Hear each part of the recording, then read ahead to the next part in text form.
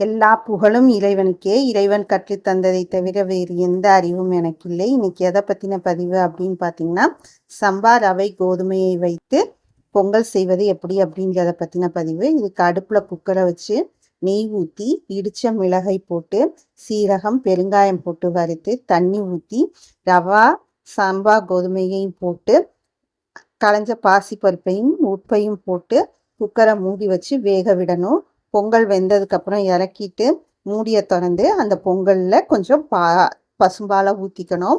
அதுக்கப்புறம் தனியாக ஒரு வடச்சட்டி வச்சு நெய் ஊற்றி திருவின இஞ்சி கருவேப்பிலை போட்டு பொரிச்சிட்டு அதுக்கப்புறம் முந்திரியையும் போட்டு கொஞ்சமாக செவந்ததுக்கப்புறம் திராட்சையும் போட்டு பொரிய விட்டுட்டு இந்த பொரிஞ்சதை எல்லாத்தையும் எடுத்து பொங்கலில் போட்டு நல்லா கிண்டணும்.